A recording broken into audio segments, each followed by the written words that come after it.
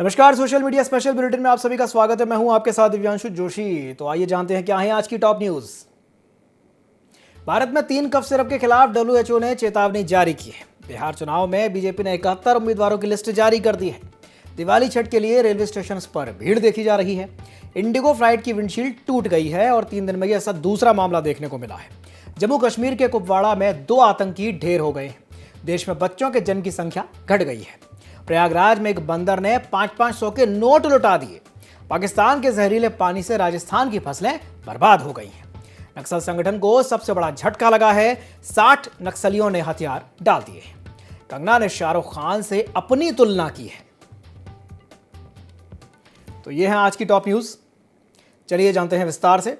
बिहार चुनाव के लिए बीजेपी ने मंगलवार को 71 उम्मीदवारों की पहली लिस्ट जारी कर दी। पहली लिस्ट में दोनों डिप्टी सीएम सम्राट चौधरी को तारापुर से और विजय सिन्हा को लखीसराय से टिकट दिया गया है। विधानसभा अध्यक्ष नंद किशोर यादव का टिकट काट दिया गया है।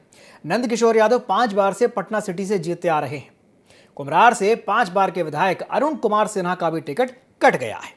इसके अलावा मंत्री मंगल पांडे, नीतीश मिश्रा, नीरज कुमार बबलू, जीवेश मिश्रा, राजू सिंह, कृष्ण कुमार मंटू, सुरेंद्र मेहता, डॉक्टर सुनील कुमार, संजय सरावगी, डॉक्टर प्रेम कुमार को भी टिकट मिला है।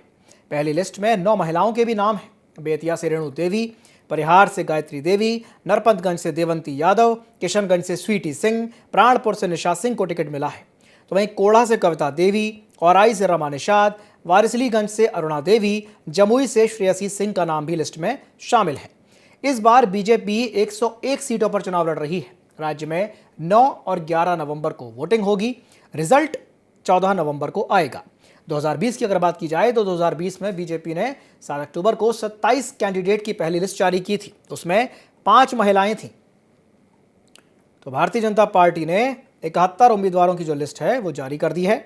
इसमें 9 महिलाओं को भी टिकट मिला है। इस बार खास बात यह है कि दोनों डिप्टी सीएम को मैदान में उतार दिया है, लेकिन विधानसभा अध्यक्ष का जो टिकट है वो कट गया है।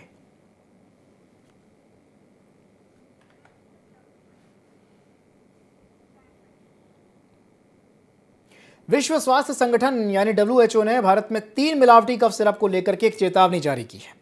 इनमें श्रीसन फार्मास्यूटिकल्स की कोल्ड्रिफ, रेंडेक्स की फार्मास्यूटिकल्स की रेसिपी फ्रेश टीआर और शेफ फार्मा की रिलाइफ की खेप शामिल है। डब्ल्यूएचओ ने कहा है कि तीनों सिरप गंभीर जोखिम पैदा कर सकते हैं। ये जान के लिए खतरा पैदा करने वाली बीमारी का कारण भी बन सकते हैं। डब्ल्यूएचओ ने दुनिया भर के देशों से यह कहा है कि अगर उनके यहाँ ये दवाएं मिल रही हैं तो हमें इसकी जानकारी दें।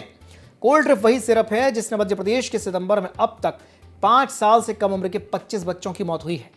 सिरप में डाइथिलीन ग्लाइकॉल की मात्रा तय सीमा से लगभग 500 गुना ज्यादा थी, जिससे बच्चों की जान चली गई।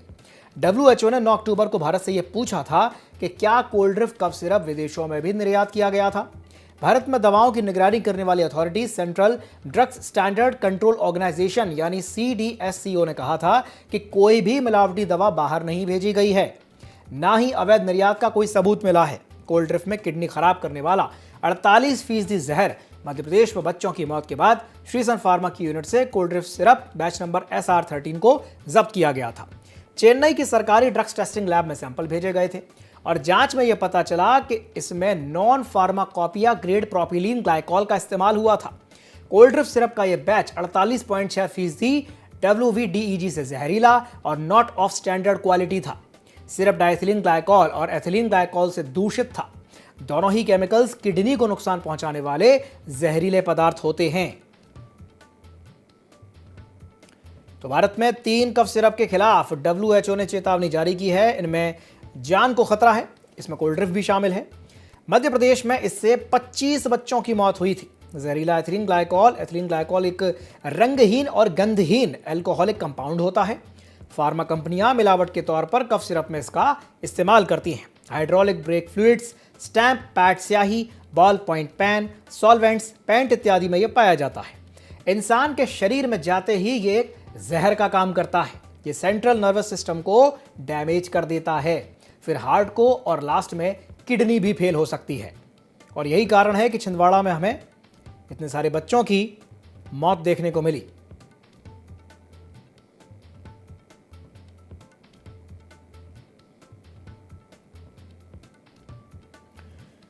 तो मध्य प्रदेश में 25 बच्चों की इससे मौत हुई थी। भारत में 3 कफ सिरप के खिलाफ विश्व स्वास्थ्य संगठन यानी WHO ने चेतावनी जारी की है और कहा है कि भाई इनसे जान को खतरा है। इसमें कोल्ड ड्रिंक भी शामिल है। फार्मा कंपनियां मिलावट के तौर पर कफ सिरप में एथिलीन ग्लाइकॉल का इस्तेमाल करती हैं। एथिलीन ग्लाइकॉल अगर ज्यादा मात्रा में मिला दिया जाए तो यह जहर बन जाता है और इससे व्यक्ति की जान जा सकती है। इंसान के शरीर में जाते ही यह जहर का काम करने लगता है। WHO ने कहा है कि तीनों सिरप गंभीर जोखिम पैदा कर सकते हैं, जान के लिए खतरा पैदा करने वाली बीमारी का कारण बन सकते हैं। दुनिया भर के देशों से WHO ने कहा है कि अगर उनके यहां इस तरह की दवाइयां मिल रही हैं तो इसकी जानकारी दें। कोल्ड ड्रिंक वही सिरप है जिसने मध्य प्रदेश में सितंबर से अब तक 5 साल से कम उम्र के 25 बच्चों की मौत हो चुकी है। सिरप में डायथिलीन ग्लाइकॉल की मात्रा तय सीमा से लगभग 500 गुना ज्यादा थी। थोड़ी बहुत नहीं, 500 गुना ज्यादा बहुत ज्यादा होता है।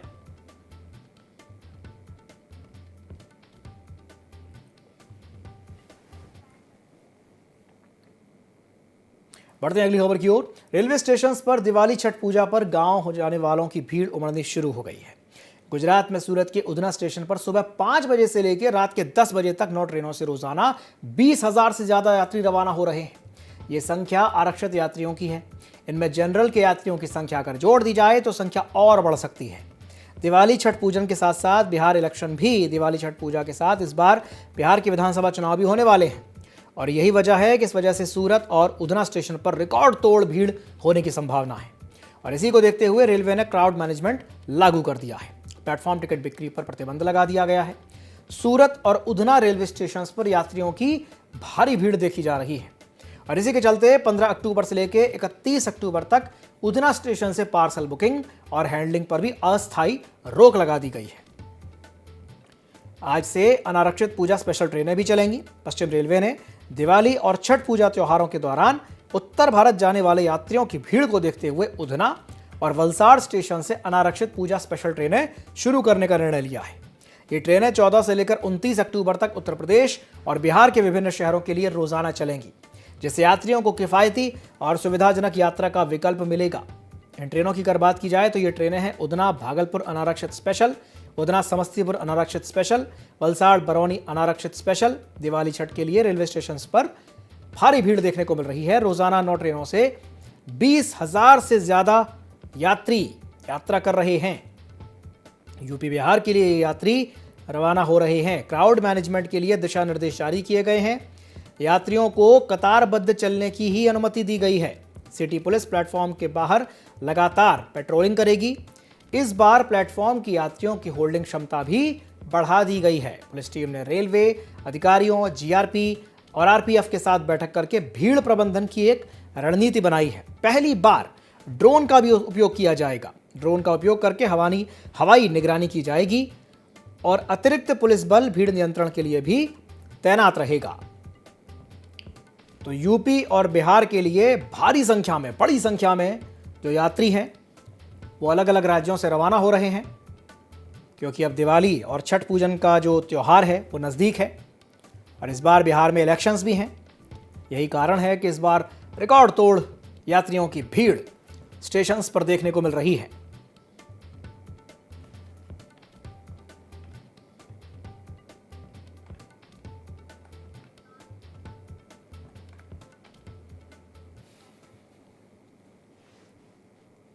एयरलाइन कंपनी इंडिगो की एक फ्लाइट की मंगलवार को विंडशील्ड टूट गई।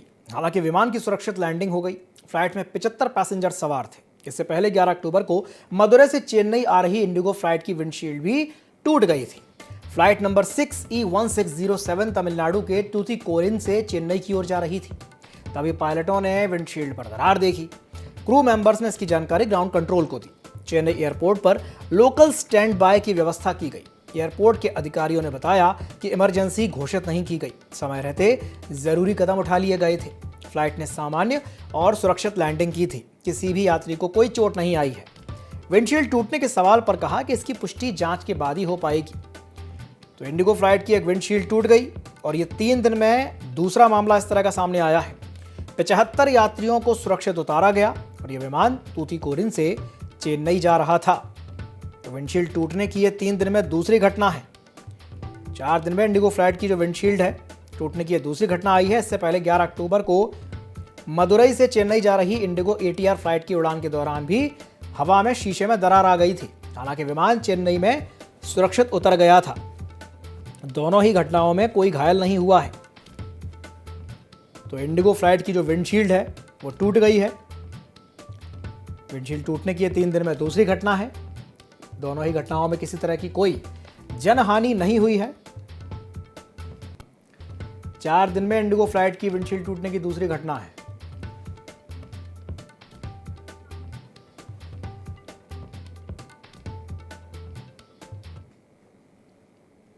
जम्मू कश्मीर के कुपवाड़ा में मंगलवार सुबह सुरक्षा बलों ने 2 आतंकियों को मार गिराया। 13 अक्टूबर की शाम को 7 बजे से भारत पाकिस्तान बॉर्डर के पास कुबंडकी के जंगल में यह ऑपरेशन जारी है। आतंकियों ने यहां से घुसपैठ की कोशिश की थी, जिसे सुरक्षा बलों ने नाकाम कर दिया है। इससे पहले 8 सितंबर को सेना ने कश्मीर के कुलगाम में मुठभेड़ के दौरान 2 आतंकियों को मार गिराया था। गुड्डर के जंगलों में आतंकवादियों और सुरक्षा बलों के बीच मुठभेड़ हुई थी। सेना ने इसे ऑपरेशन गुड्डर नाम दिया था। इस दौरान घायल हुए 2 जवान भी शहीद हो गए थे। ऑपरेशन गुड्डर में मारे गए एक आतंकी की पहचान शोपियां के रहने वाले आमिर अहमद डार के तौर पर हुई थी। वो लश्कर तैयबा से जुड़ा हुआ था और सितंबर 2023 से ही एक्टिव था। पहलगाम हमले के बाद सुरक्षा एजेंसियों की ओर से जारी 14 आतंकवादियों की लिस्ट में वो भी शामिल था। तो जम्मू कश्मीर के कुपवाड़ा में 2 आतंकी ढेर हो गए हैं। 12 घंटे चली मुठभेड़ में उन्हें मार गिराया गया। सर्चिंग हालांकि अभी भी जारी है।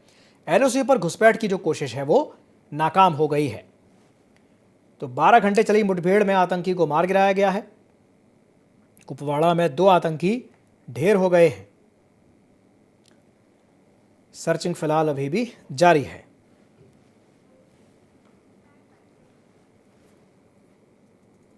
सिविल रजिस्ट्रेशन सिस्टम यानी CRS पर आधारित वाइटल स्टैटिस्टिक्स ऑफ इंडिया की 13 अक्टूबर को जारी रिपोर्ट के मुताबिक भारत में साल 2022 की तुलना में 2023 में जन्म में कमी आई है, लेकिन मौतों का आंकड़ा बढ़ गया है। रिपोर्ट में यह भी बताया गया है कि साल 2023 में 2,52,00,000 बच्चों का जन्म हुआ था, जो साल 2022 की तुलना में 2,32,000 कम था, क्योंकि उस साल का आंकड़ा 2,54,32,000 था।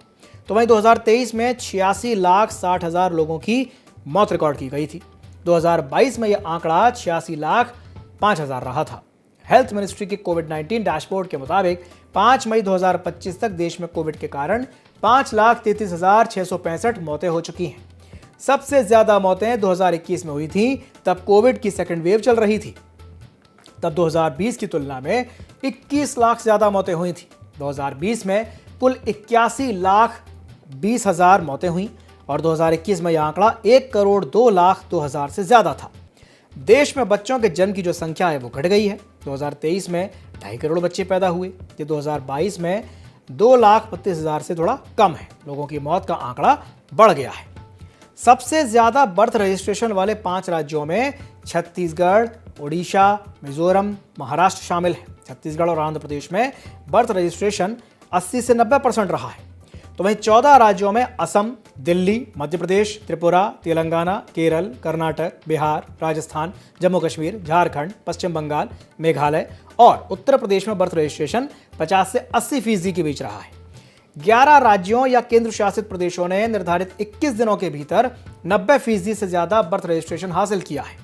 इन राज्यों में गुजरात, पुदुचेरी, चंडीगढ़, दादरा और नगर हवेली और दमन एंड दीव, तमिलनाडु, लक्षद्वीप, अंडमान और निकोबार द्वीप समूह, हरियाणा, हिमाचल प्रदेश, गोवा और पंजाब शामिल हैं।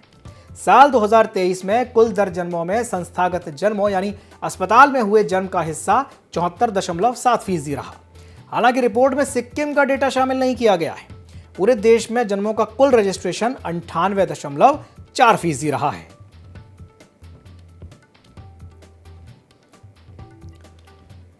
तो 2023 में 2.5 करोड़ बच्चे पैदा हुए, ये 2022 से 2,32,000 कम है। सबसे ज्यादा बर्थ रजिस्ट्रेशन वाले 5 राज्यों में छत्तीसगढ़ भी शामिल है। देश में बच्चों के जन्म की जो संख्या है वो घट गई है, मृत्यु दर बढ़ गई है।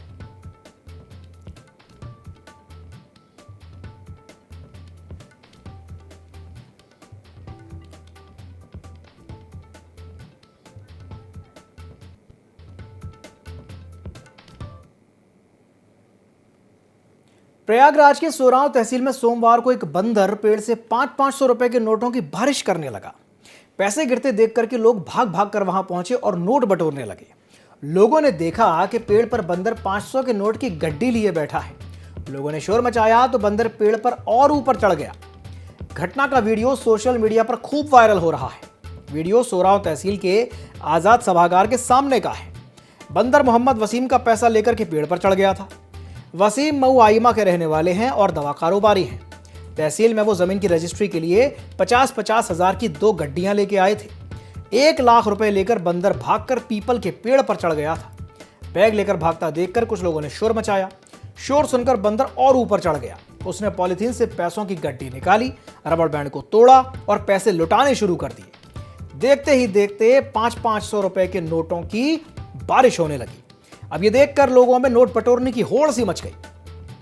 दवा कारोबारी को पैसे वापस किए गए। आसपास के लोगों ने पैसे बटोरे और दवा कारोबारी वसीम को वापस कर दिए और इसके बाद वसीम ने राहत की सांस ली। तो ये तस्वीरें जो इस वक्त आप अपनी स्क्रीन पर देख रहे हैं उत्तर प्रदेश के प्रयागराज की हैं, जहां पर एक बंदर ने 500-500 के नोट लुटा दिए। डिग्गी से बैग निकालकर वो पेड़ पर चढ़ गया और जमीन की रजिस्ट्री के लिए दवा कारोबारी ये नोट लेकर के आए थे। 50-50 हजार की 2 गड्डियां लाए थे। 1 लाख रुपए लेके आए थे। उन्हें लेके बंदर चढ़ गया पेड़ पर और लुटाने लगा। अब इसमें कई गंभीर सवाल भी उठे हैं कि आखिर डिग्गी में पार्सल की थैली में पैक करके इतनी रकम क्यों रखी गई थी, क्योंकि डिग्गी में इतनी सुरक्षित भी नहीं थी। रजिस्ट्री कराने के लिए सरकार ने 20,000 रुपए नकद में निर्धारित किए हैं, तो इतनी नकदी क्यों लाई गई, ये बड़ा सवाल है। बंदर ने तो पैसे उठा लिए, लेकिन एक बड़ा सवाल यह भी है कि आखिर इतने पैसे डिग्गी में रख करके क्यों लाए गए। डिग्गी तो सुरक्षित भी नहीं थी।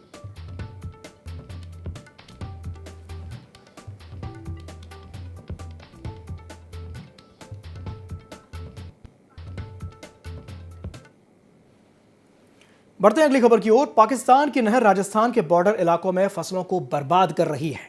करीब 12,000 बीघे की फसल गल चुकी है। बॉर्डर के करीब दुश्मन देश का सादिकिया नहर कच्चा है। उसका खारा पानी रिसता रहता है। वो पानी श्री गंगानगर जिले के खेतों को दलदल बना चुका है। मिट्टी बंजर हो रही है। पिछले 12 साल से श्री गंगानगर के श्रीकरणपुर के 14 गांवों के हालात भयावह हो चुके हैं। घरों में पानी घुस गया है। दीवारों में दरारें पड़ गई हैं। घर गिरने की कगार पर हैं। पाकिस्तान के जहरीले पानी से राजस्थान की फसलें बर्बाद हो रही हैं। बॉर्डर पर 12,000 बीघा खेत बंजर होने की कगार पर है। इस वजह से घर की दीवारों में भी दरारें पड़ गई हैं। कपास, मूंग और ग्वार की फसलें बर्बाद हो रही हैं। श्री गंगानगर में कई इलाकों में भूजल, खेती और पीने लायक पानी ही नहीं है। श्री गंगानगर जिले के बॉर्डर इलाके में नमी आने के 2 बड़े कारण सामने आए हैं। जिले में भूजल का बहुत कम उपयोग हो रहा है। इसके कारण वाटर लेवल ऊपर आ रहा है और दूसरा कारण है पाकिस्तान की सादकी नहर से पानी का रिसाव होना। यह नहर कच्ची है, जिसके कारण पानी रिसाव होकर इधर आ गया है। यहाँ का भूजल स्तर तेजी से बढ़ा है। श्रीकरणपुर विधानसभा के सीमावर्ती गांव में स्थिति काफी गंभीर है।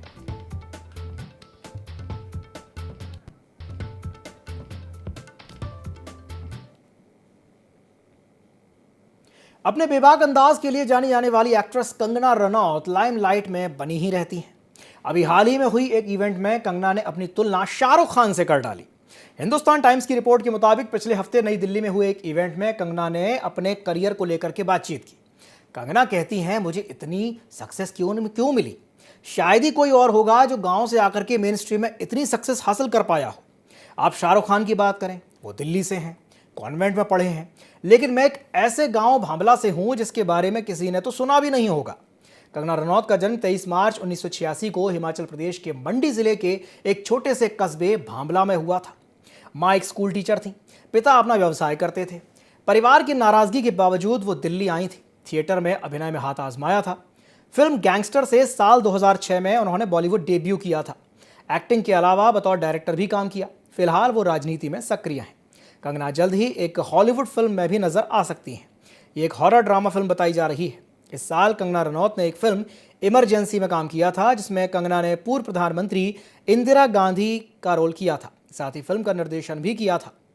कंगना ने शाहरुख खान से अपनी तुलना की है।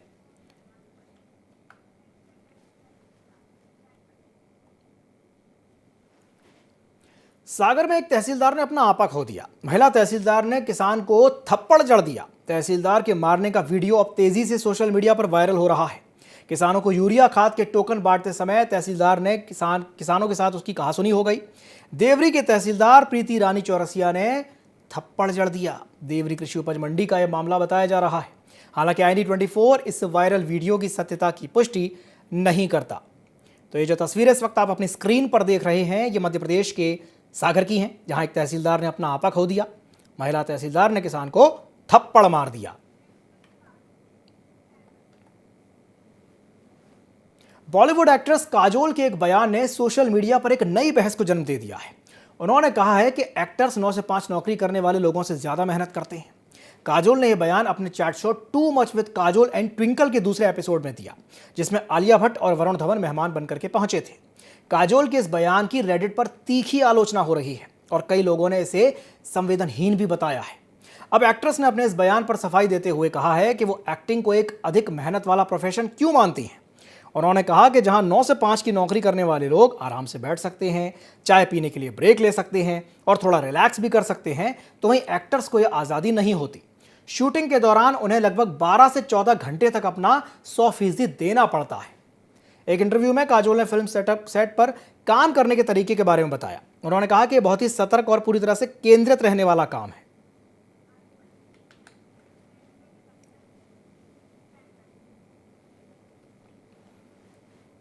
बस्तर में नक्सल संगठनों को अब तक का सबसे बड़ा झटका लगा है। 60 नक्सलियों ने हथियार डाल दिए हैं। गढ़चिरौली में पुलिस के सामने ही आत्मसमर्पण कर दिया है। कुख्यात नक्सली मुल्ला जुला वेणुगोपाल राव उर्फ सोनू ने भी सरेंडर कर दिया है। आत्मसमर्पण करने वाले नक्सलियों से पूछताछ जारी है। तो अब तक का सबसे बड़ा झटका नक्सलियों को लग गया है। बस्तर में संगठन को बड़ा झटका लगा है। 60 नक्सलियों ने हथियार डाल दिए हैं, आत्मसमर्पण कर दिया है। गढ़चिरौली में पुलिस के सामने ही सरेंडर कर दिया है। कुख्यात नक्सली मुल्ला जुला वेणुगोपाल राव उर्फ सोनू ने भी सरेंडर कर दिया है। आत्मसमर्पण करने वाले नक्सलियों से पूछताछ लगातार जारी है।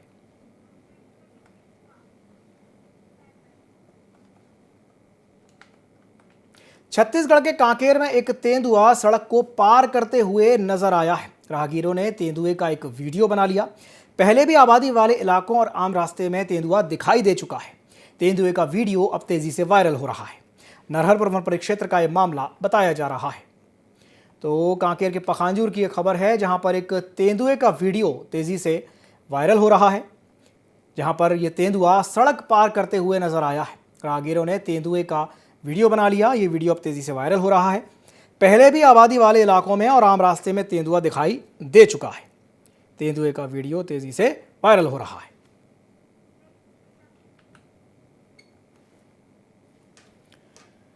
तो नरहरपुर वन परिक्षेत्र का यह मामला बताया जा रहा है, जहां पर एक तेंदुआ सड़क पार करते हुए नजर आया है। सिवनी हवाला लूट मामले में मुख्यमंत्री डॉक्टर मोहन यादव ने कड़ा रुख अपनाया है। सीएम के निर्देश पर एसडीओपी पूजा पांडे समेत 5 पुलिसकर्मियों को गिरफ्तार किया गया है और 11 पुलिसकर्मियों पर डकैती और अपहरण के मामले में एफआईआर दर्ज की गई है। मुख्यमंत्री डॉक्टर मोहन यादव ने कहा कि सिवनी प्रकरण में दोषियों के खिलाफ सख्त अनुशासनात्मक कार्रवाई की जा रही है। किसी भी दोषी को छोड़ा नहीं जाएगा। कानून का उल्लंघन करने वाले अधिकारियों और कर्मचारियों पर होने जा रही कार्रवाई एक मिसाल बनेगी। अपराध मुक्त मध्य प्रदेश और नागरिकों की सुरक्षा ही हमारा संकल्प है। आपको बता दें कि सिवनी में 8 और 9 अक्टूबर की रात को एसडीओपी पूजा पांडे ने NH 44 पर चेकिंग लगाई थी और इसी दौरान नागपुर से जबलपुर जा रही एक गाड़ी से हवाला के 2 करोड़ 96 लाख रुपए बरामद किए गए थे।